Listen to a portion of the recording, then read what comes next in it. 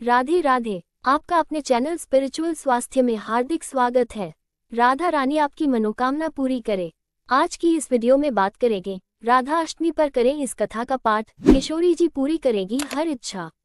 Video अगर अच्छी लगे तो लाइक शेयर एवं सब्सक्राइब जरूर करें। तो दोस्तों बढ़ते हैं वीडियो में आगे। राधा अष्टमी पर करें इस कथा का पाठ, किशोरी जी पूरी करेगी हर इच्छा। राधा रानी का जन्मदिन भाद्रपद माह के शुक्ल पक्ष की अष्टमी तिथि को मनाया जाता है।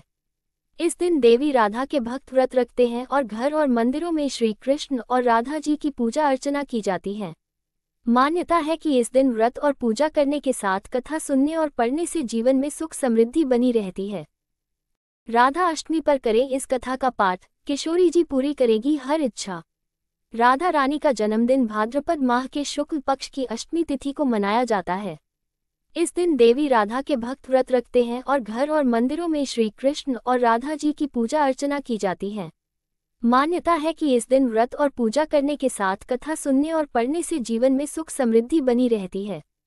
हिंदू धर्म में राधा अष्टमी का पर्व आज यानी 11 सितंबर दिन बुधवार को बड़े ही उत्साह से मनाया जा रहा है।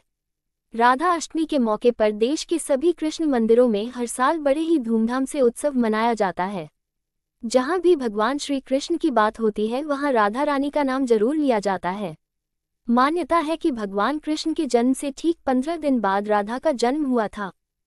यही वजह है कि कृष्ण जन्माष्टमी के बाद राधा अष्टमी का पर्व भी मनाया जाता है। हर साल भाद्रपद माह के शुक्ल पक्ष की अष्टमी तिथि को राधाष्टमी का उत्सव देशभर में मनाया जाता है, लेकिन वृंदावन, मथुरा और बरसाना में इसका खास महत्व है। इस दिन राधा रानी की पूजा करने के साथ व्रत भी किया जाता है। राधा अष्टमी व्रत कथा। पौराणिक कथा के अनुसार राधा माता श्री कृष्ण के साथ गोलोक में निवास करती थी। एक बार भगवान श्री कृष्ण को गोलोक में राधा नजर नहीं आई और कुछ समय बाद वे अपनी सखी विराजा के साथ घूमने चले गए।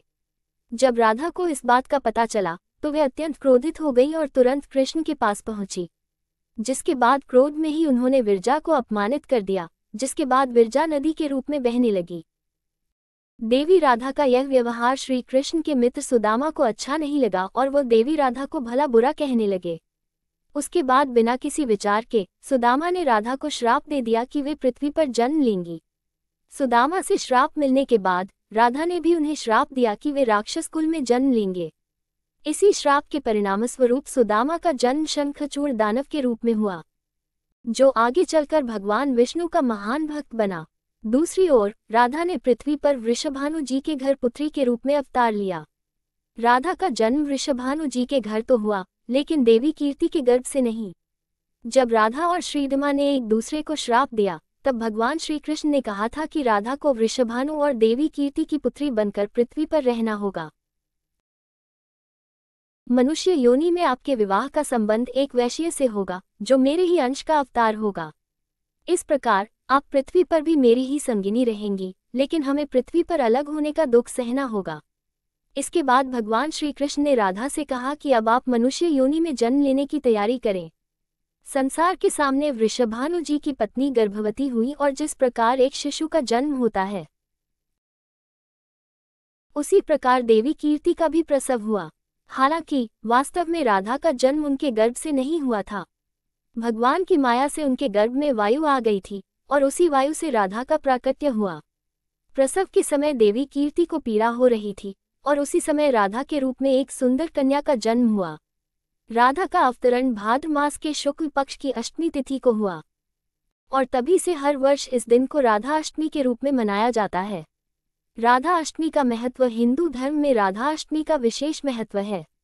इस दिन किशोरी जी के नाम का व्रत और पूजन करने के साथ राधा अष्टमी की व्रत कथा पढ़ने और सुनने से जीवन की सारी परेशानियां दूर होती है। शास्त्रों के अनुसार देवी राधा के नाम का जाप करने से उनकी विशेष कृपा प्राप्त होती है।